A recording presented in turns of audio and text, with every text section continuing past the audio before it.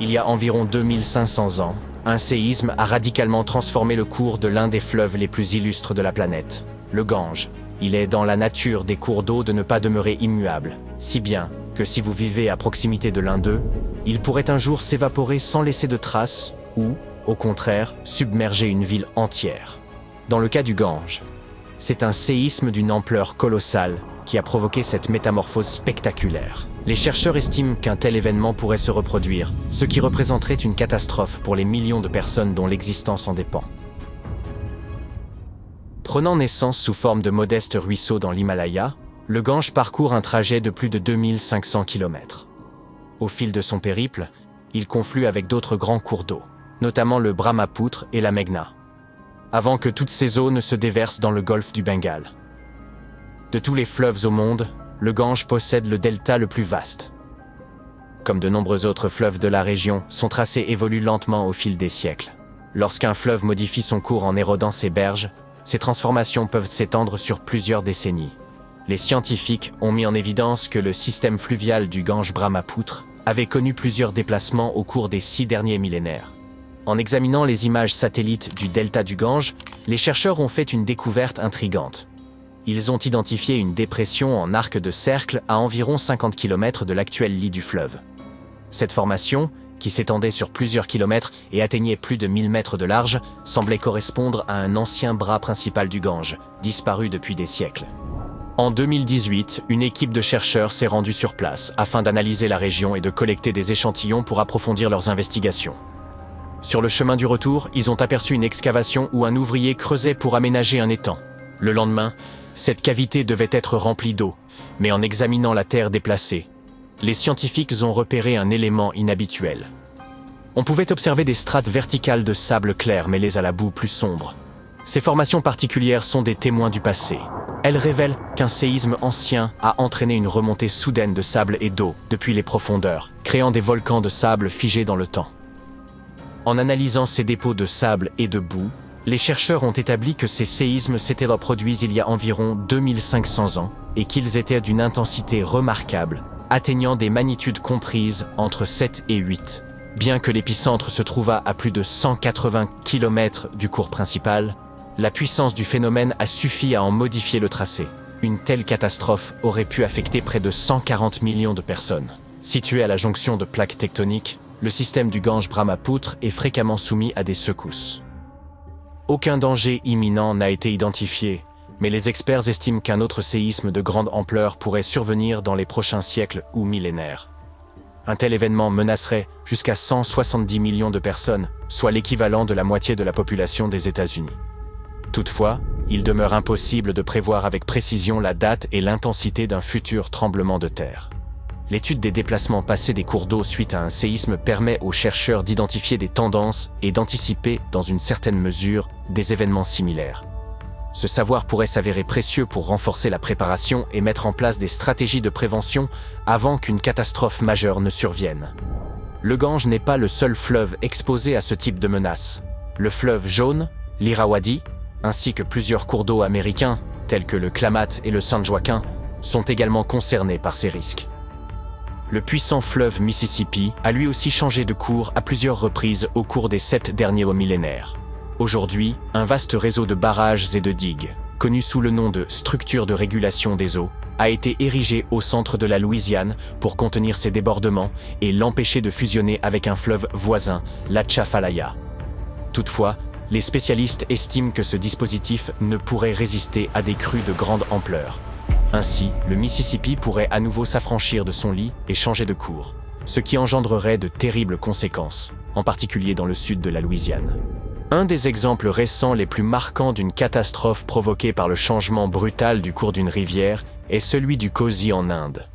En août 2008, en l'espace de quelques jours, la rivière a dévié de près de 100 km, un bouleversement considérable. Si l'état du Bihar est régulièrement frappé par des inondations, un phénomène d'une telle ampleur ne s'était pas produit depuis plus d'un demi-siècle.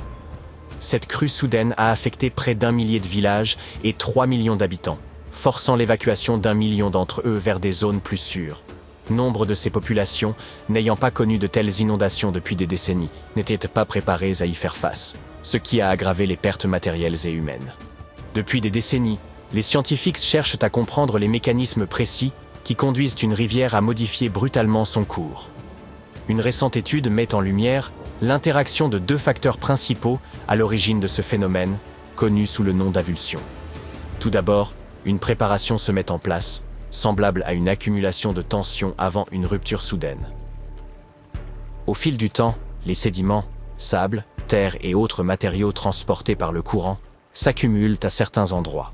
Cette accumulation peut soit surélever le cours d'eau par rapport aux terres environnantes, soit accentuer la pente d'une zone adjacente. Vient ensuite le déclencheur, l'élément décisif qui précipite le changement de cours. Il peut s'agir d'une crue exceptionnelle, d'un séisme ou même d'un simple amas de bois flottant obstruant l'écoulement de l'eau. Les chercheurs ont analysé des images satellites couvrant 170 cas d'avulsion sur les 50 dernières années. Ils ont constaté que ces événements se produisaient le plus souvent près des embouchures fluviales et des reliefs montagneux. Dans ces zones, les rivières ont démontré une probabilité 3 fois plus élevée de changer de trajectoire que dans les plaines intermédiaires. En outre, en étudiant en détail 58 chenaux fluviaux à l'aide de cartes haute résolution, ils ont mesuré la surélévation des cours d'eau par rapport aux terrains avoisinants. Ils ont également évalué l'inclinaison d'un éventuel nouveau tracé par rapport au cours actuel et constaté qu'à proximité des montagnes, l'accumulation massive de sédiments finissait par surélever le lit des rivières jusqu'à provoquer des débordements. Mais à l'approche des embouchures, notamment dans les deltas, une pente marquée est nécessaire pour permettre aux rivières de percer la boue et d'ouvrir un nouveau passage. Ces deux mécanismes interagissent comme un balancier. Si l'un s'intensifie, l'autre peut être moins prononcé, tout en permettant une avulsion. Afin de prévoir le déplacement d'une rivière en cas de changement de cours, les chercheurs ont développé un algorithme avancé, capable d'analyser la pente du terrain et le débit fluvial. Testé sur 10 cas d'avulsion répertoriés, il a systématiquement anticipé avec précision le tracé adopté. Les scientifiques espèrent que ces avancées permettront d'améliorer la protection des populations riveraines face aux crues soudaines.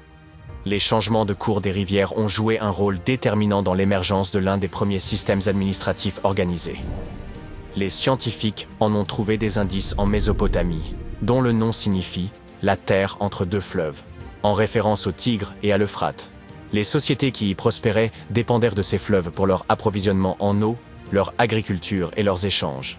Afin de comprendre l'impact des modifications soudaines du réseau fluvial sur ces populations anciennes, les chercheurs se sont appuyés sur deux types de cartes. Les cartes archéologiques retracent l'expansion des villes au fil du temps et nous renseignent sur les types de constructions érigées. Certains édifices, comme les palais monumentaux ou les enceintes fortifiées, témoignent de l'émergence d'une administration centralisée. Le second type de carte permet de reconstituer l'ancien tracé des fleuves Tigre et Euphrate, dont le cours a varié, tantôt lentement en décrivant un tracé sinueux, c'est le méandrage, tantôt brutalement et de façon spectaculaire, il s'agit de l'avulsion. Aux environs de 5000 avant notre ère, le climat de la Mésopotamie s'est progressivement asséché, compliquant les pratiques agricoles. Pour survivre, les cultivateurs devaient s'installer à proximité des rivières afin de tirer parti des crues saisonnières ou de creuser des canaux d'irrigation permettant d'acheminer l'eau jusqu'à leur culture. L'importance vitale de l'agriculture a favorisé l'essor des villages et des cités le long des fleuves, garantissant ainsi aux populations un accès constant à leurs ressources. Mais lorsqu'un fleuve changeait brusquement de cours, les populations ne se résignaient pas.